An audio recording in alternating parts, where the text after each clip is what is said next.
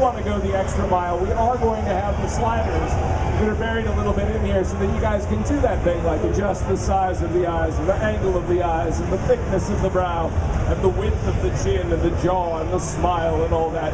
Seriously, don't worry. You will be able to make a character who looks just like you, because I know all of you do that. Every single one of you. You pretend you're like, oh, I'm going to make a fantasy. No, I'm going to make me. That's what we all do. I've played The Sims.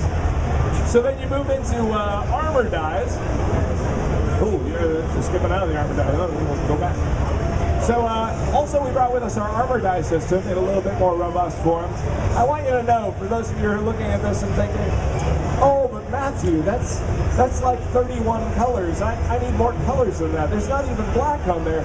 This is like 5% of the dye system. This is, again, we don't want you to get mired spending 15 minutes in your demo making it just perfect. But what we did want to show off is how robust it is, how there are 3 or 4 channels for each of the different elements in your outfit. And also we've been talking a little bit about how we understand how frustrating it is to dye your armor the way you want and then pick up a new piece of gear and be like, man, now I gotta go back to town and buy more dye. And that's why our dye system, if you really like having blue arms, blue legs, and white shirt with hype, dude, you look like Neil Diamond. If you really like this, if this is the sort of character that you want, there we go, that's a little bit more ferocious. It's just hard for me to take with the flamey face and the like prancing outfit. If this is your thing, then the next time that you pick up a top, it'll try and make that top have green and blue arms. If that top has channels for piping, your piping will be yellow because that's what you want. So the idea is that it's a little bit of a no-hassle re-dyeing system. That way, whenever you get a piece of gear, you can just jump right into it. So, we've already seen the human, so I'm not going to take you guys through the human intro experience. That was last year. I'm going to take you guys into something else. And I feel a little bit bad. Oh no, go ahead and create. We'll go ahead and create. Wait. You rolling Asura? That's my old Asura. We don't want to do that guy. We did Asura last time. I've been making, even though I love the Asura, even though I insist that everyone try the Asura, I thought what we'd do is we'd actually go in and we'd work on a Sylvari. Go ahead and close it all the way out, or you can type it in. Just double click it again. We're gonna go in and we're gonna play a Sylvari, because I haven't been giving them a fair shake. And the Sylvari is by far one of the more beautiful t-shirts that we have. Oh look, someone is wearing a Sylvari t-shirt. Come on, come on. Listen, I'm about to make you famous as the guy who wore the Sylvari shirt. So show this off for me. Look at this beautiful work right here. Keikai Kotaki, ladies and gentlemen. Thank you very much, sir. Thank you very much. So yeah, we're gonna go ahead and roll the Sylvari. What class do you guys want to see? This is the last one of the day. What profession should we roll? We brought elementalists, warriors, rangers before. Now we've got guardians, we've got thieves, we've got engineers. What do you guys want to see? I hear engineer, I hear thief. Okay, since you had to be my model, you get to pick. He's gonna go for guardian. Guardian it is. So again, who's just going to get to go through the character customization. I also want to point out that we're still working on this, right? These are just some of the options that you're going to see. So right now I've got, 6 different Sylvari male faces. There'll be more later. Also, you'll notice that, go back for just a second. Click on the head options. Yeah, this is one of my favorite things. So you'll notice that each one of the different races has specific options for them. So the Norn have their tattoos, the Asura have the size of their ears, and the Sylvari don't just get to pick their hair, they can go like totally naughty, They get to decide what is the pattern of the leaves on their face. It's pretty cool. Char have horns though, that's pretty awesome. But no, we're rolling Sylvari, I'm being good, I'm rolling a Sylvari. Everything's nice. Again, we get to go through the armor system. Lucy picks something he likes. It's very springtime. I like it. It's got a little springtime Sylvari here. And then we roll into the character biography. Now we've talked a little bit about this. Since this is going to be a higher level experience, it'll be a little bit more focused on combat and less on personal story. This isn't really going to affect what you're going to see here today. But you'll notice that we want you to start with a backstory. We don't want you to roll into this as a blank slate. We don't want you to be an amnesiac in the world of Tyria. We want you to come in with these decisions made about where you're starting from. What kind of a person from you? I dreamed of a quest that calls me to action. It was a vision of the shield of the moon. What else have you got? Green huntsman, the white stag. Down at the bottom we explain what these things mean, but we really want you to get into your character even before you set foot into the world. We want you to make this a very personal experience. In addition, these choices will reflect in the cinematics and the story options that happen for you. We have an incredible branching story system. We learned a lot from the original Guild Wars about how to use instances to tell a personalized story. So while the events that you'll bump into in the open world happen in a persistent space where you beat back the centaurs until one day later the centaurs come rolling back into town, the decisions you make in your personal story will be permanent for that character.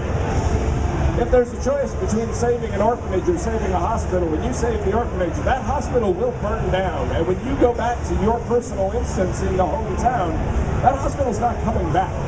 That's your choice. And that choice is going to be reflected throughout your branching personal story that will be very personal to you. So Moosey's putting down his little name of personalization. It's all about personalization. And Moosey Fate rolls into the world. So while we're looking at this loading screen, which I know most of you are like, Matthew, numbers, this is not interesting, but look, concept art. It's at times like this, particularly when I point out, the Keikai work on the t-shirts, and also on our loading screens, that we have an amazing group of artists and animators at ArenaNet, and we want to show off as much of that work as we can. That's why our newest game enables us to put that concept art into the game, as loading screens, on walls, in the cinematics that you see. That's not just work that they made for the cinematic, those are concepts that we went, that's awesome and it needs to be used. So Moosey's going to head up to the right, a little bit to the right. There we go, up and over that hill where the sunshine is. To the right, to the right. There we go. I want to go over here just because I know there are things to fight.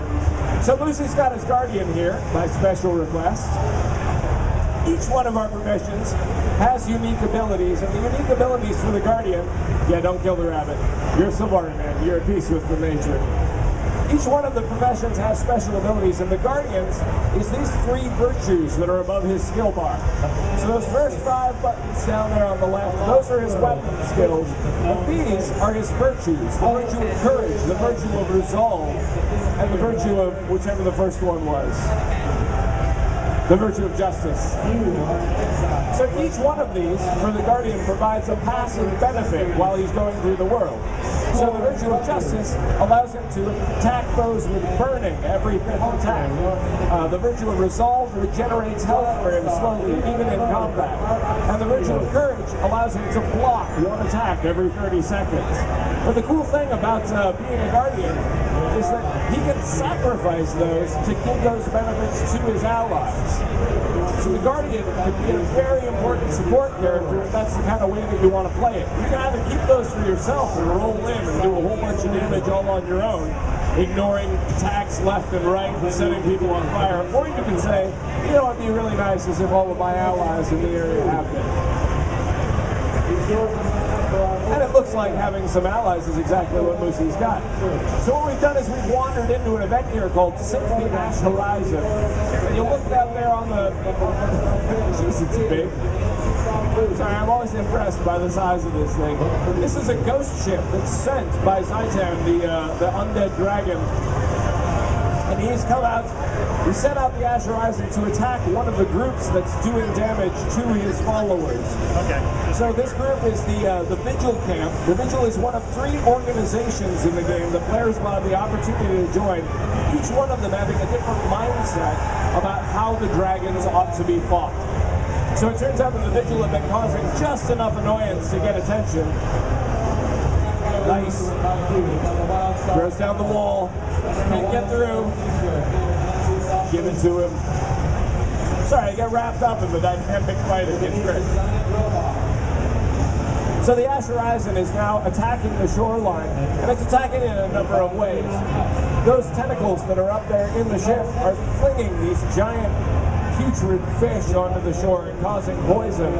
Also, it's sending undead in waves that are swimming across and then climbing up onto land. Lucy right now has got himself onto a catapult. You'll notice that his weapon skills have disappeared, and what's in place now is the operation for that turret.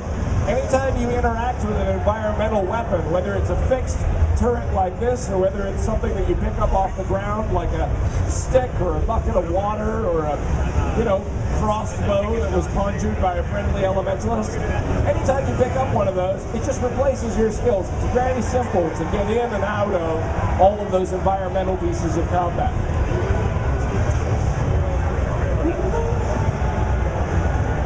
Hey, switch out for the hammer while you're in there. Switch out for the hammer. I love the hammer.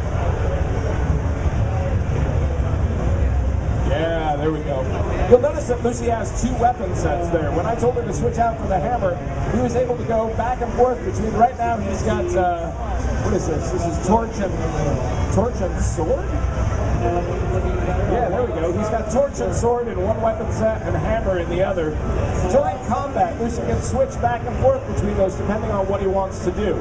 This is a key element of combat in Guild Wars 2 because it allows Lucy to be dynamic. Like if you're a warrior, right?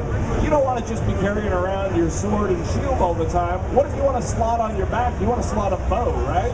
So then you can do a little blinking from far away, and then when the monsters get in, switch over and go to your melee, go to your hand-to-hand combat.